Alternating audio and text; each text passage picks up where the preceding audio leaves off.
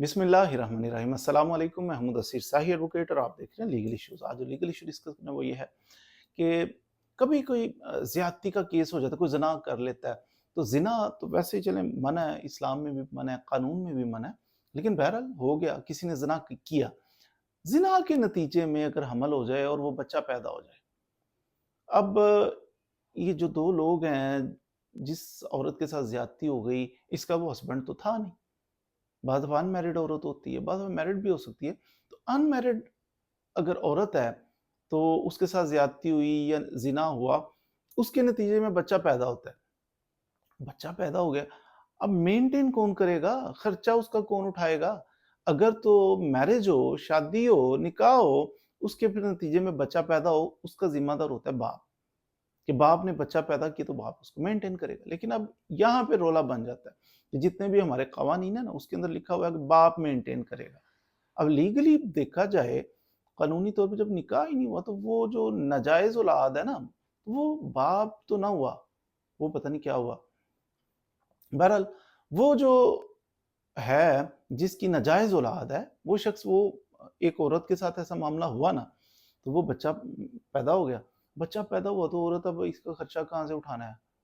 अब खर्चा कहाँ से उठाना है? उसने अदालत के अंदर केस किया कि फलां शख्स ने, उसने ज्यादती की थी मेरे साथ, तो फिर उसकी ये औलाद है, तो इसको कहें कि ये इसका खर्चा दे।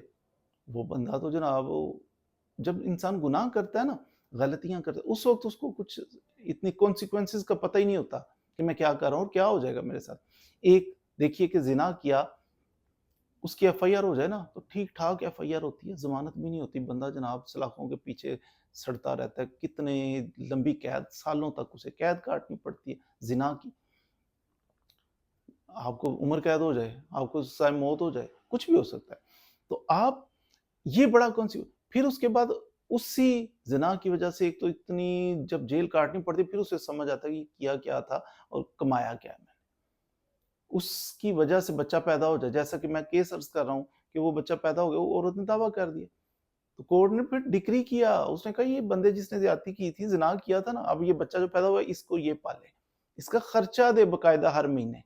और हर महीने वो जितने साल का बच्चा है, तो 18 साल तक बच्ची है, तो जब तक निकाह नहीं होता पूरी ज़िंदगी उसका समझो कि खर्चा लग गया, देता रहे। तो क्या ज़रूरत है हरामज़दगी करने की कि बंदा जायज़ तरीका अपनाए, निकाह करे, अपनी वाइफ़ के साथ बच्चे हों, उनको मेंटेन भी करे। अब पैदा भी कर लिया, वो समझ भी नहीं आती कि ये बच्चा है, ये क्या है? कोर्ट ने डिसाइड किया, कोर्ट ने कहा कि इसको खर्चा हर महीने दिया करो। फिर उसने चैलेंज किया हाई कोर्ट के अंदर। हाई कोर्ट के अंदर जस्टिस साहब ने भी ये फाइनल किया, उन्होंने कहा कि नहीं, ये कोर्ट का फैसला ठीक है। अगरचे आप चैलेंज कर रहे हो उसको कि ये मेरा बच्चा नहीं है, लीगली तो वाक़ई वो आपका बच्चा नहीं, निकाह नहीं, कोई डॉक्यूमेंट नहीं, शादी को नहीं, तो वो बच्चा तो आपका वाक़ई, आप उसके बाप तो नहीं कहलाओगे। तो बाप उसके नहीं कहलाओगे, लेकिन इसके बावजूद बायोलॉजिकल वो आपका ही चाइल्ड है, इसलिए आप ही उसको मेंटेन अपहेल्ड किया हाई कोर्ट ने। तो नाजायज़ जो बच्चा होता है, उसका जो बायोलॉजिकल फादर है ना, तो वही उसको मेंटेन करेगा, उसी के खाते में वो बच्चा जाएगा। हाँ, यहाँ शरीयत में बाज़ दफ़ा है कि जिसके बिस्तर पे पैदा होना उसी का बच्चा, 2 मियाँ-बीवी हैं, इनका निकाह है, तो इनके निकाह के दौरान जो भी बच्चा पैदा होगा, इन्हीं दोनों का होगा। ये शरीयत में है। अगरचे बाज़ दफ़ा कुछ लोग एलिगेशन लगाते हैं मेरी बीवी के किसी के साथ नाजायज़ ताल्लुकात थे, तो ये बच्चा उसका है।